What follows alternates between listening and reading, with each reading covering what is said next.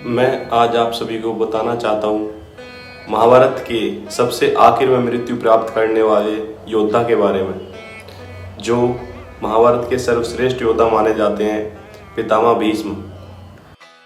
मेरे बच्चे, सामान्य सैनिक जानता है कि महामहिम भीष्म से बड़ा योद्धा सारे विश्व में कोई नहीं है। वो हमारे पक्ष में है, इसीलिए हमारी विजय निश्चित।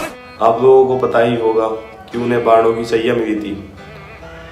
पितामह भीष्म को इच्छा मृत्यु प्राप्त थी। जब युद्ध खत्म हुआ तो श्री कृष्ण भीष्म के पास आए और बोले, पितामह प्रणाम। पितामह ईश्वर से परिचित थे। पितामह बोले, आओ यशोदानंदन, काफी दिनों से मेरे मन में विचारों का समुद्र बह रहा था। तुम आए हो तो अब मृत्यु से पूर्व मेरे मन की सारी बाधाएं समाप्त हो जाएंगी। कृष्णा बोले, बताइए पितामह।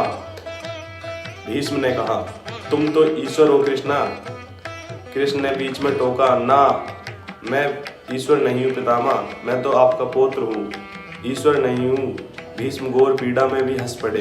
बोले, अब तो घुमाना छोड़ दो कृष्णा। पास आए और बोले, पूछिए पितामह। भीष्म पितामह बोले, इस युद्ध में जो हुआ वो सब ठीक था क्या? आचार्य द्रोण का वध, दुर्योधन को धोखे से मारना, दानवीर कर्ण के अस्त्रों का दान करवाकर उसका वध करना, ये सब उत्तम था क्या कृष्ण? कृष्ण बोले, मैं इसका उत्तर कैसे दे सकता हूँ पितामह, मैं तो इस युद्ध में बस दर्शक था। भीष्म पितामह ने कहा हंसकर, अब तो सुधर जाओ कृष्णा। पूरा संसार भले ही कहता रहे कि कर्ण को अर्जुन ने और दुर्योधन को भीम ने मारा, किंतु मैं जानता हूँ कन्हैया, ये बस तुम्हारी और तुम्हारी विजय है। कृष्णा बोले, कुछ भी अनैतिक नहीं हुआ, वही हुआ जो होना चाहिए था। भीष्म बोले, ये तुम कह रहे हो माधव, तुम जो खुद मर्यादा के प्रतीक श्री राम के अवतार हो। भीष्म ने कहा, ये धोखा हमारे सनातन धर्म का प्रतीक कभी नहीं रहा। क्या इससे हमारे आने वाले युगों पर प्रभाव नहीं पड़ेगा कृष्णा?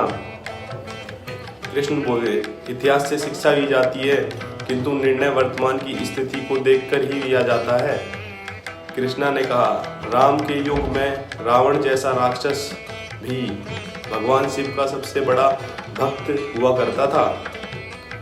रावण जैसे राक्षस के घर में भी विभीषण जैसा भाई हुआ करता था। बाली जैसे अभिमानी के घर में अंगद जैसा राम भक्त हुआ करता था।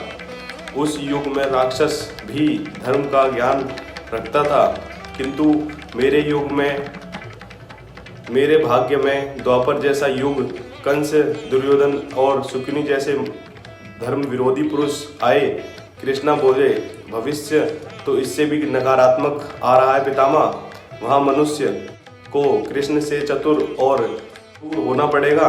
कृष्णा बोले, कलयुग में धर्म बचाने के लिए मनुष्य को सही गलत का भेदभाव स्थिति देखकर करना पड़ेगा।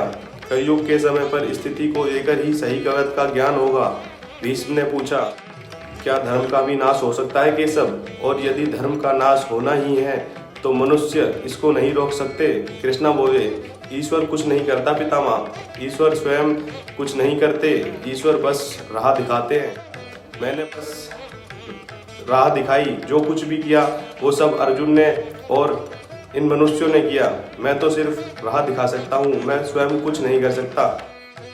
पितामह बोले, जियो यशोदानंदन, तुम्हारी लीला अपार है। अगर आप लोगों को वीडियो पसंद आई हो तो चैनल को सब्सक्राइब करें, लाइक करें। धन्यवाद।